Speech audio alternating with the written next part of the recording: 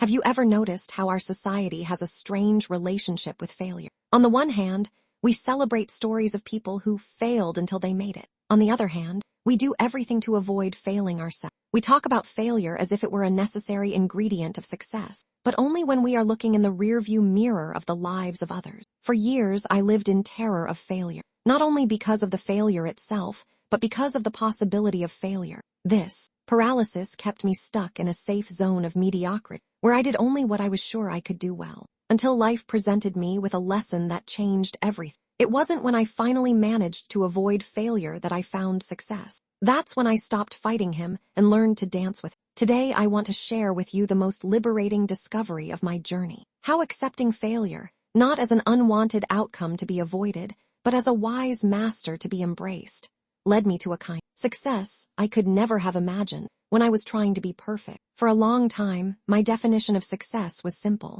never fail, or at least never fail publicly. I had built a carefully curated identity based on competence, reliability, the ability to always deliver predictable results. This strategy worked well, to a certain extent. I was able to maintain a solid reputation, avoid embarrassment, maintain an image of a person who had everything under control. But there was a hidden cost in this apparent efficiency. I had stopped growing, because real growth always involves risk, and risk always includes the possibility of failure. When you commit to never failing, you automatically commit to never trying anything that might truly challenge. My comfort zone had become a golden prison. I was competent at what I did, but I was also completely stagnant. I did the same kinds of projects, I made the same kinds of decisions, I had the same kinds of relationships. Everything is safe, everything is predictable, everything is deeply unsatisfactory. The problem with comfort zones is that they are like still water. They appear calm and serene on the surface, but over time they become stagnant, lifeless, motionless. I was dying of thirst in a puddle of water that I had created myself to protect myself. But getting out of the comfort zone meant accepting the possibility of failure. And failure, in my mind, was the worst thing that could happen. Life has an interesting way of presenting us with exactly the lessons we need most, even when, especially when, we don't want to learn them. For me, that lesson came through a project I had meticulously planned, an endeavor that was supposed to be my big professional leap. I had done all the market studies, consulted all the experts, created all the contingency plans. On paper, it was impossible to fail. In practice, this is exactly what happened. The project didn't just fail. It failed spectacularly, publicly, in a way that I couldn't hide or rationalize. For the first time in my adult life, I was face to face with an undeniable failure. There was no way to reframe the narrative. There was no way to blame external circumstances. There was no way to pretend it had been a learning success. I had failed, period. The first few days after the failure were devastating, not just for the practical impact, financial, professional, but for the impact on my identity. If I wasn't the person who could always deliver results, then who was I? It was a moment of profound deconstruction. All the stories I had created about myself, all the carefully constructed images, all the protective mechanisms I had developed, all collapsed at once. But in the midst of that cave-in, something unexpected happened.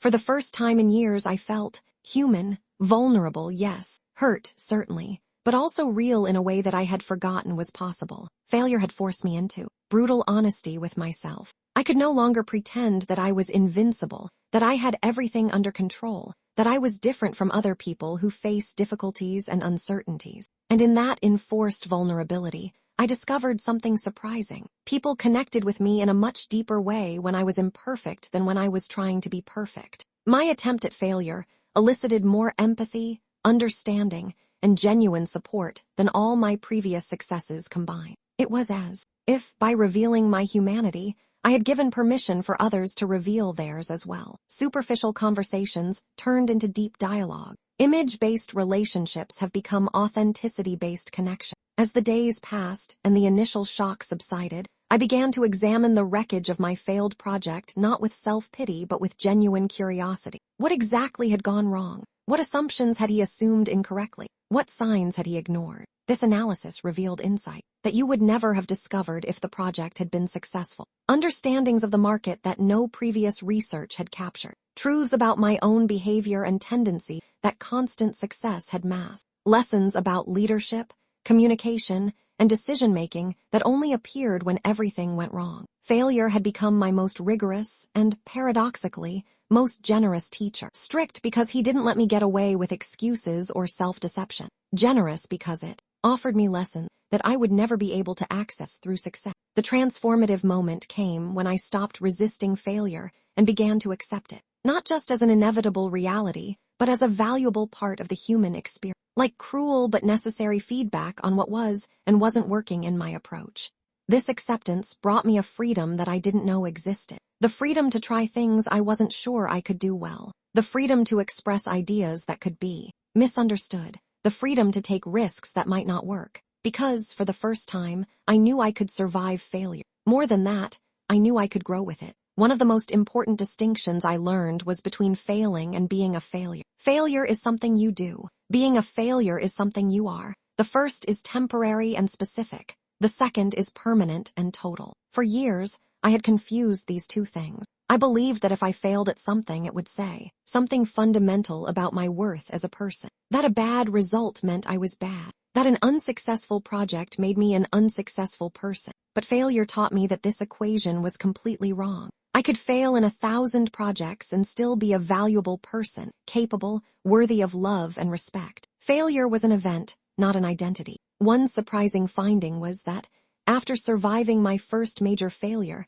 I became much braver. Not because I had developed a tolerance for suffering, but because I had discovered that failure was not the terrible monster I had imagined. Was it uncomfortable?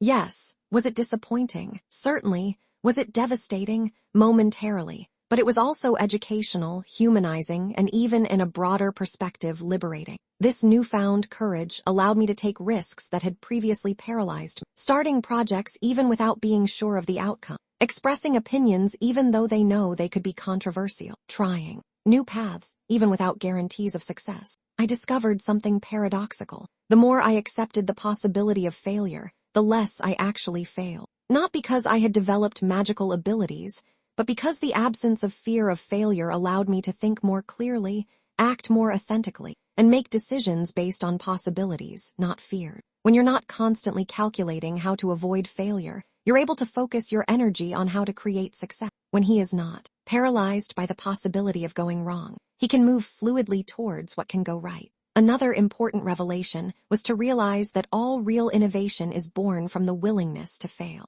The most transformative ideas, the most impactful projects, the most creative solutions, all emerge when someone is willing to try something that may not work. Companies that changed the world were founded by people who were willing to fail. Artists who touched hearts created works that could have been completely rejected. Leaders who transformed societies made decisions that could have ended in disaster. Extraordinary success is not a result of the ability to avoid failure. It is a result of the ability to fail smartly, learn quickly, and try again more wisely. One of the most practical advantages of accepting failure was the speed with which I began to learn and evolve. When you're not afraid to make mistakes, you can test ideas quickly, receive honest feedback, and adjust your approach in real time. Instead of spending months meticulously planning to avoid any possibility of error, I started quickly implementing imperfect versions of my ideas, observing what happened, and iterating based on the actual results. This approach,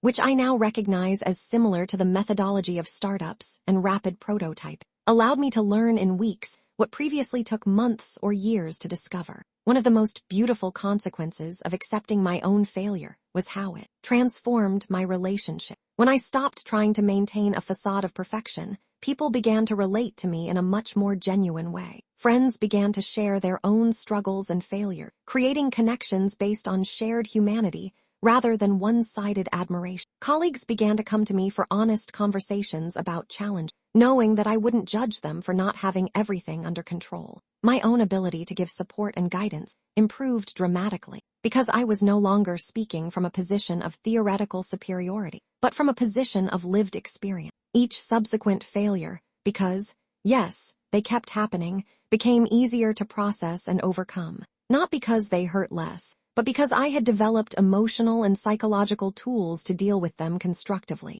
I've learned to ask the right question after a failure. Not, why did this happen to me? But what can this teach me? Not, how can I prevent this from happening again? But how can I use this experience to grow? This shift in perspective transformed failures of traumatic events into educational experience, from devastating endings to promising beginnings. Perhaps the most profound transformation was in my definition of success. I stopped measuring success only by external results: money earned, recognition received, goals achieved. I started to include internal metrics: courage demonstrated, authenticity maintained, learning acquired. Under this new definition, some of my greatest successes were times when I had failed externally but grown internally. Projects that didn't work out but taught me valuable lessons. Risks that did not pay for themselves but made me more courageous. Attempts that failed but connected me more deeply with my humanity. The ironic thing is that when I stopped being so afraid of failure, I started to have a lot more success,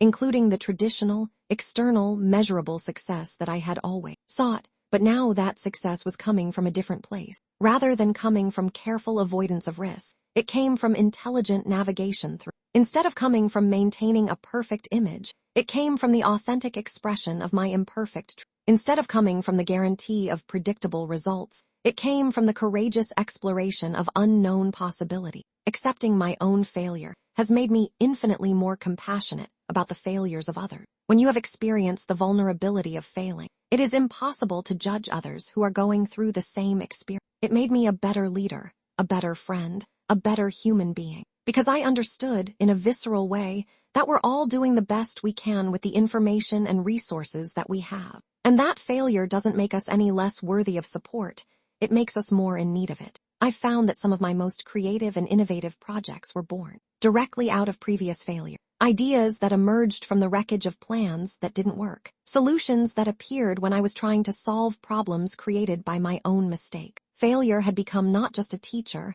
but a creative collaborator, an unexpected source of inspiration and innovation. Perhaps the most unexpected gift of accepting failure was a lightness I hadn't felt in years. The lightness of not having to carry the impossible weight of constant perfection. The lightness of being able to laugh at my own mistakes. The lightness of being human without apologizing. That lightness wasn't irresponsible. I still struggled to do a good job.